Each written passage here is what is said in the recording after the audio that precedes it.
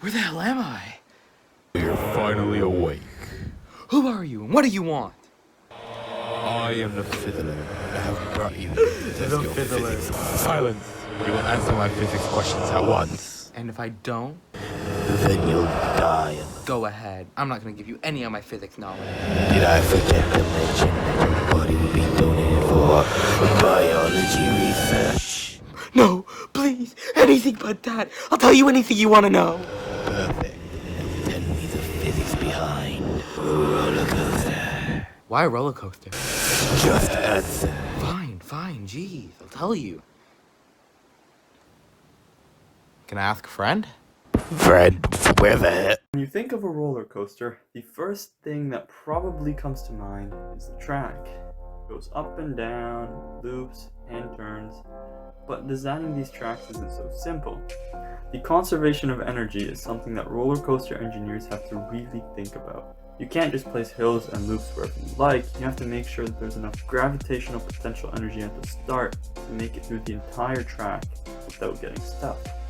The formula for conservation of energy law is ET1 is equal to ET2.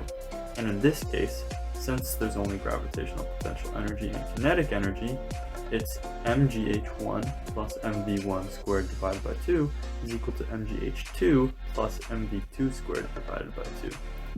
In class, we learned that whenever there's circular motion, there's a centripetal acceleration. Even though the motion may not be entirely circular, just a half circle or a quarter circle, you can still use the centripetal acceleration equation, which is AC is equal to v squared divided by radius, to solve for any of the variables. Centripetal acceleration is not only vertical, it's also in banked curves. Roller coasters move very fast, it's one of their traits, and to help keep the cart contained and on the track, roller coaster engineers tilt the track a tiny bit to help redirect some of the normal force into the middle. Wow, now that's a lot to take in. See, I knew my friend had my back. But now you have to answer my next questions, and there will be no one who can help you. Who the? Oh yeah? Then tell me who even uses roller coasters and why they exist. What point do they serve to humanity? I heard they aren't good for the environment either.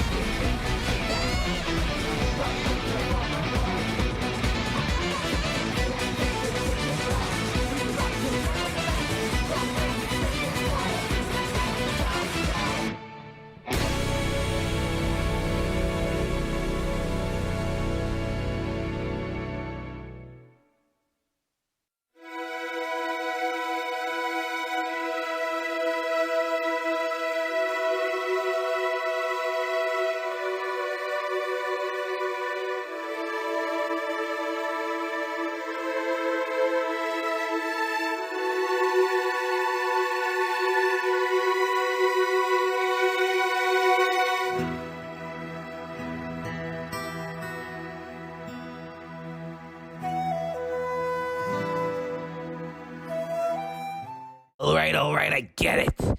They're good for people and bad for the planet. Then who even decided to make them? You said money? Are there career opportunities involving said money? The main career related to the manufacture of roller coasters is a roller coaster engineer. I'm sure you guys can all guess what a roller coaster engineer does. They are responsible for the physics and math behind the design of a roller coaster. It's a pretty important job, I would say. It would be pretty disastrous if you decided to ride a roller coaster that wasn't designed by a roller coaster engineer. By the time you realize it, you're flying off the track at 30 meters per second. That's 108 kilometers per hour for those of you who aren't good at math. Anyways, they make $85,000 per year. But there are some other more exciting jobs, such as a roller coaster operator. As the name suggests, you operate the roller coaster, and you get to make sure that everyone who's lining up for the ride is allowed to get on. You make around $30,000 per year, but you don't have to know physics or math, so it's pretty good. And then finally, there's a roller coaster technician or mechanic. You're responsible for making sure that the roller coaster is working properly and it's up to date. You have to be familiar with the tools and equipment used in the industry, as well as, obviously, the safety standards. You make around $70,000 per year. You know what? I've had enough of your tomfoolery. No more outside help. Now, there is finally no one else who can help you. I have eliminated future you and your connection to your friend. Now you must answer my question. Have they ever improved the roller coaster? Be careful how you answer. Your life depends on it. Don't worry, young one. I'll take this one. Who is it now? Oh, I got it.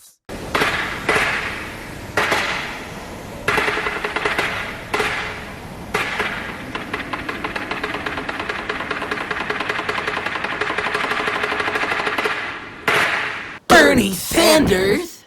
The early predecessor of the modern roller coaster were Russian ice slides, which were popular in the 16th and 17th century. Ice chunks were shaped into sleds, and at the end of the journey, sand generated friction to slow down the sled.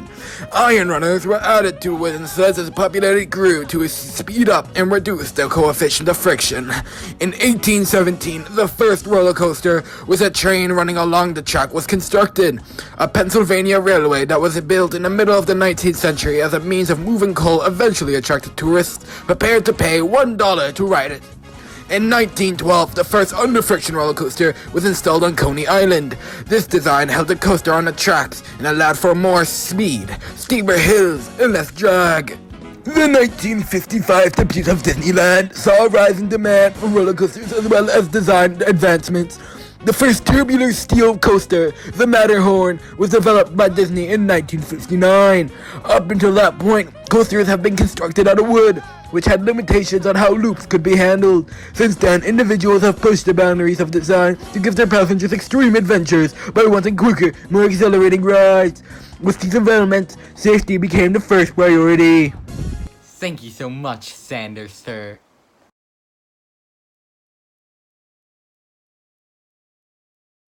Thanks for the financial support. I can't even be mad at that. I mean, it's Bernie Sanders.